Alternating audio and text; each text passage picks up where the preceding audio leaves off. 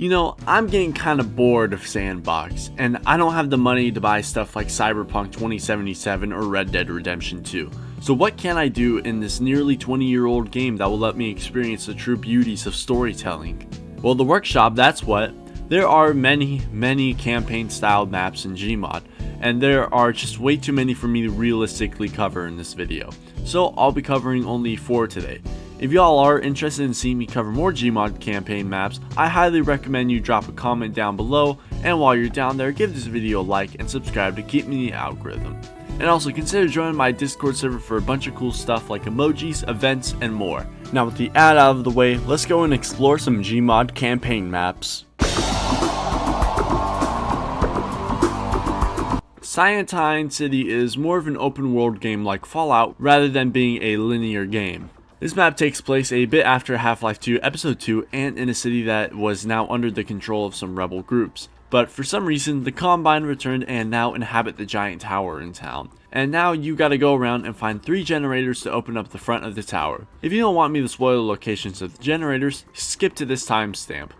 Alright, the first generator will be located on the beach. All you gotta do is press this button here and it will turn on. Second generator is located in what I like to call Rebel Town. If you go under the stilts, you can find this hidden vent which will lead you to the next generator. The third and final generator is located in the swamp area inside this hut here. All you gotta do is break this wall and turn on the generator. After turning on all 3 generators, you can now enter the tower by going through a hole in the side of the walls and making your way through the front entrance of the tower. You will then fight through many zombies and then eventually Combine units. And the ending, I'll admit, is a little lackluster, but this map in general makes up for it. All of the side quests and interactions you get are really interesting. I especially love this Easter egg at this house off the coast. Inside you'll see a guy who says something about a hiking trip, and this is the same guy who you go on a hiking trip with in the creator's other maps, Hiking Trip, which I'll cover another time. Another really cool part of this map is the collectible cards you can find around the map. There's about 7 cards you can find around the map in total. After collecting all cards, you're awarded with the dev room.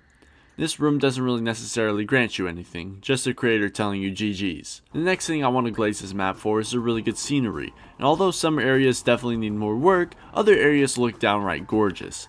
I especially love the layout and design of the Combine Tower, especially the parts where you gotta traverse the tower using the stilts and boards on the outside of the building, giving you a massive wave of vertigo climbing it. I don't want to spoil everything about this map, so I highly recommend you go and play it yourself. I have it linked down in the description alongside all the other maps and mods I use in this video. But before we do move on though, let's go say hi to my Vortigaunt friend! Hi Vortigaunt friend! Cyanine City is a great map, and like I've said before and I'll say it again, you should most definitely check this map out alongside the other maps. Alright, let's get out of this place and move on to the next map. There's absolutely nothing better than gang violence, corrupt governments, and giant rats. New York 1981 is an open world non-linear map with multiple quest lines to complete. This map is very similar to a group of maps I made a video on about like a year ago, and wow, it was that long ago. But the difference between these 2 maps is that New York 1981 doesn't have any straight up illegal content in it. And when I say illegal, I really mean illegal. So New York 1981, no diffs like all of those maps. Anyways, when you start the map, you're put right inside of a train station and the first guy you talk to tells you to get some money to get out of there. So far, I only know 4 quest lines. 2 of them actually give you endings. First, I'll explain the cop quest line. Going into the police station, this Metro cop gives you the task of clearing out a cartel house and retrieving the money and candy from inside. After returning to him, he asks you to give the mayor some special candy, and that would make him no longer want to be mayor. Don't worry about him, he's just sleeping. The final quest the Metro Cop gives you is telling you to go into the warehouse for payment, but instead of seeing money, you're met with a wave of Combine soldiers in an ambush. After surviving this encounter, the Metro Cop who gave you these quests does disappear, so you won't be able to enact your revenge. The second quest line can be found by going into the back of the library and going down the elevator where you'll be put in this top secret base. Going to the second floor, you'll talk to the boss, who tasks you with taking out one of the escaped test subjects in the sewers. After taking them out, you go back to the boss, who now tasks you with taking out the Satan Soldiers MC for knowing about their operations. After taking them out, the boss tasks you with taking out some escaped subjects with lethal force by going through the sewers. But after that, the boss says it's too late and tries killing you. But if you can make it out of there alive, you'll see a bunch of zombies in the streets. The third questline that actually has an ending to it is the Satan Soldiers questline. Meaning with the boss, he tasks you with taking out a rival gang known as the Outcast. No, not that Outcast. After disposing of the Outcast, we're then tasked with taking out the detective investigating one of the members. So we go on top of this building with a sniper rifle and have to take him out. After that, we go back to the boss, but the bar gets ambushed by the Outcast gang and we must fight our way to the subway. This is the boring ending as the map puts it, so let's go get a different ending. The fourth and final questline I found is the Flying Dragons questline. Meaning with this guy in an alleyway, we must go to this bar and take out this guy with a revolver. After taking him out, we talk to the same guy who's now the boss of the Flying Dragons, and he then tasks us with collecting a gun shipment. Our next order of business is to give the mayor a list of crimes in exchange for a couple $1,000s. Now, we go back to the boss who tells us to grab a C4 from the gun shop and rob the bank. After getting into the vault, we grab some cash and get on out of there, but we're then arrested and given the ending that will get a sequel, but that's a lie. This map is honestly a lot of fun, and I highly recommend you try it out. Maybe you'll find a quest or two that I didn't discuss here. Also, be careful when playing with a bunch of add-ons enabled because it may cause certain NPCs to just not spawn. Now, I'm getting kinda sick of living in New York, so let's take this train to a city that's just as, if not more, crappy and run down than New York. Hobo Life is probably the longest campaign style map on this list. It has two main maps taking place in different sections of the city at two different times a day. Hobo Life is about, well, being a hobo. Something I'm pretty sure a lot of people watching this are used to. Yeah, that's right, go get a job, you bum. I can't be talking, I don't have a job either, so let's be unemployed together. Now, if this map is familiar to you, then you probably saw it in a Dacoobers video from not too long ago, which was what inspired me to make this video about Gmod campaigns, so all credit goes to them. I'm just putting my own spin on this video idea. This map is also fully voice acted. Most NPCs you'll find have their own voices, though clearly it was probably a few people making different voice impressions. Yo, can you do me a favor, man? This map also has two different endings, but I'm only going to cover one because I highly recommend you go and try this map out for yourself. So let's start our journey of being a hobo. The map starts out with you waking up in the alleyway with some guy telling you not to leave your stuff unattended. Walking around, you can find some other NPCs around, and this guy who's definitely just asking for a hug and not anything else. Or even the G-Man who tells you not to grab his suitcase.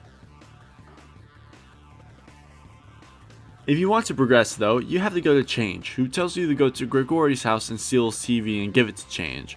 After you give Change his TV, you'll open the door to the next area. Here you can find this guy who wants a gas can, which when you give it to him, he'll tell you the location of some grenades. Then if we talk to this girl, she'll tell us how to escape, but we gotta fight through some gang members first. But then we're beat up and robbed, which takes you to the second map. Here there's a lot more to do and a lot more side quests, such as this one guy who wants you to bring him a briefcase in exchange for a crossbow. And let's not forget the guy who needs a brick for his hut, who's honestly my favorite guy here. One of the main quests you could do is the Hounds gang questline, where you have to first take out the rival gang next door. After squad wiping that gang like we're John Wick, we go back to the Hounds boss, who then tasks us with getting a box for Change and get into a car in the back alley. We get the box, give it to Change, and then fight our way back to the car in the back alley. This brings us to the next map where we seemingly crashed our car and have to find another one. This map is also pretty eerie in my opinion. I kinda always felt like something was gonna pop out at me, but the only kind of enemies you face in this are two people protecting their car, which we end up stealing. This brings us to the final map where we meet back up with the boss of the Hounds gang, and now we must fight through this warehouse building and get to the end. Just whatever you do though, make sure you double check where you're shooting your SMG grenades. The death of the boss will also cause the map to reset, so you gotta make sure he stays alive unless you want to restart the whole process. After clearing out the place, you get to the boat and the boss thanks you for your help. Then... Shit, thanks man. Yeah, thanks. Yeah.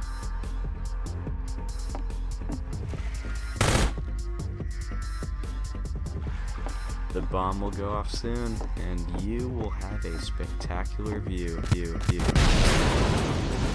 I will be forever thankful, Greg. You did indeed save my life. That's the end of this map, but with how I am, I gotta get revenge. Hobo Life also has a Christmas version that seemingly follows a different story, but I'll cover that in a different video in the future. But by itself, Hobo Life is a really good campaign styled map, And like I've said with every other map, I do highly recommend you go and try this map out for yourself in the link down below. Now, so far I've covered stuff that's all mainly modern city kinds of maps. So let's go take a trip into this time machine I built and go back to the Wild West. You know, I've kinda always had a soft spot for cowboy media. Movies like Rango, The Good, the Bad, and the Ugly, as well as Django, are some of my favorite movies, and the Red Dead Redemption series is in my top 5 game franchises of all time. So when I found out I could enact my own little lone wolf bounty hunting fantasy in Gmod, I was fanatic. Although Frontier Justice is really short, only taking me roughly 12 minutes to complete, I still had a bunch of fun playing the map. Booting up the map, we're met with a pretty long cutscene of 2 rebel NPCs having a standoff, eventually leading to one of them getting shot. Then, title card! You're then given a revolver and a shotgun and tasked with talking to the sheriff in town, mainly because we want that $30,000 reward for these guys on these wanted posters. We meet with the sheriff and he's actually voice acted. He tasks us with going downstairs and taking the bounty from his assistant. The assistant then gives us our first bounty, John Murray. He says that people saw this guy walk into the hotel, so that's where we're headed to. And after offering a bottle of whiskey to the workers there, he tells us which room the guy is in, and we execute him like we're Carol in The Walking Dead Season 4, Episode 14. We're then tasked next with taking out Matt Wales, and he's with his gang at the saloon. So I walk in like a true bounty hunter or a farming, and I quickly take care of Matt Wales and his crew with dead point accuracy. Mostly dead point. After we've proven the point that we, yes, we are worthy bounty hunters, we're then tasked with taking out Texas Red and his gang. Texas Red is located in the villa, which we need to find a way to get into, so the local shopkeeper grants us some TNT and some extra ammo. Now all we gotta do is blow our ways in there. Now let's cue the really cool music that I found and let's get to serving some cold hard justice.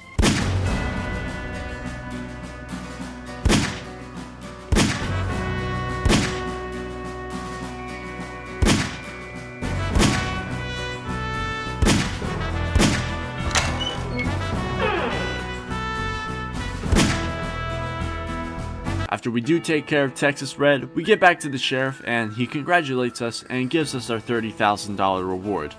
And now, we're on our way out of this town. The first thing I met was a fly with a buzz and the sky with no clouds. The heat was hot and the ground was